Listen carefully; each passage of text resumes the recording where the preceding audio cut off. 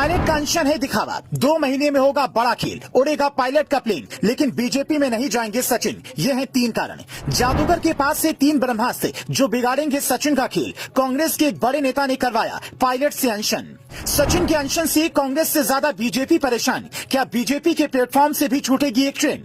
राजस्थान में बदलने वाला है इतिहास।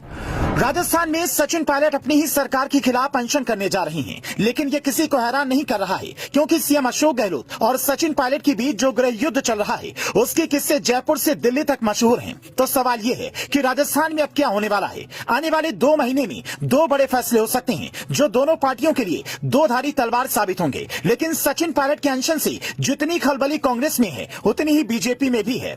इसके पीछे का कारण बड़ा दिलचस्प है। दरअसल राजस्थान की गलियों में मशहूर है कि जादूगर और रानी मैदान के बाहर रहकर भी फिक्स मैच खेल जाते हैं। पायलट बीजेपी में नहीं जाएंगे, इसके पीछे 3 कारण हैं। लेकिन पायलट के अनशन के दबाव में अगर गहलोत ने कोई कार्रवाई की तो रानी के नाराज होने का खतरा, और नहीं की तो प्लेन उड़ने को तैयार ही है। बस सवाल इतना है कि क्या पायलट के पास कोई पैराशूट है जो क्रैश की स्थिति में उन्हें बचा सकता है। सब कयास लगा रहे हैं कि पायलट बीजेपी में जाएंगे, लेकिन ऐसा होना मुश्किल है, जिसके पीछे 3 कारण हैं।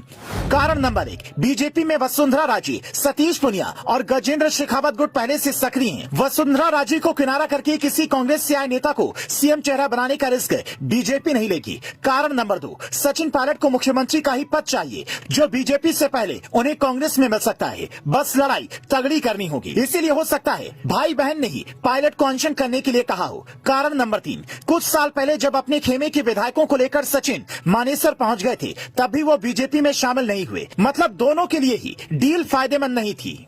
बीजेपी और कांग्रेस दोनों के लिए मुश्किलें ये हैं कि अगर पुराने नेता पर भरोसा करे तो नए नाराज, और नए पर भरोसा करे तो पुराने नाराज। दोनों की स्थिति में हार का खतरा। कांग्रेस के सूत्र बताते हैं कि चुनाव के वक्त ये तय हुआ था कि 2.5 साल अशोक गहलोत सीएम रहेंगे और 2.5 साल सचिन पायलट। लेकिन फिर जादूगर ने खेल कर दिया। ज्यादा विधायक भी उन्हीं के पाले में थे, क्योंकि गहलोत के खेमे में जिन नेताओं को टिकट नहीं मिला था उन्हें जादूगर ने निर्दलीय लड़वा दिया। तो अंत में सचिन पायलट के पास चंद विधायक ही बचे थे, इसलिए मजबूर हो गए। लेकिन अब चुनाव आने वाला है तो अपना दबाव दिल्ली तक पहुंचाना चाहते हैं। ये साफ है कि जनता के बीच सचिन पायलट की लोकप्रियता ज्यादा है, लेकिन अशोक गहलोत अपने जुगाड़ के लिए जाने जाते हैं। इसी जुगाड़ से उन्होंने राज्यसभा के चुनाव में बीजेपी विधायक का वोट ले लिया था। तब भी ये बात चली थी कि वसुंधरा खेमे की उस विधायक ने अपनी नेता के कहने पर ही क्रॉस वोटिंग की थी। बीजेपी के सामने भी कांग्रेस जैसी ही मुश्किल राजस्थान में है, लेकिन कांग्रेस आलाकमान के मुकाबले बीजेपी का आलाकमान कहीं ज्यादा पावरफुल है। उनकी बात टालकर कोई राजनीति की सड़क पर अपनी गाड़ी नहीं दौड़ा सकता। लेकिन ये भी सच है कि वसुंधरा के कद का बीजेपी में कोई और नेता राजस्थान में फिलहाल तो नहीं है।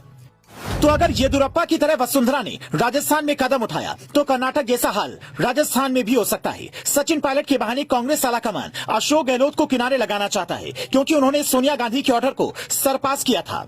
बाद में दिखावे की माफी जरूर मांगी, लेकिन एक स्क्रिप्ट उसी दिन दिल्ली में लिखी जा रही थी, जिसका ट्रेलर पायलट लॉन्च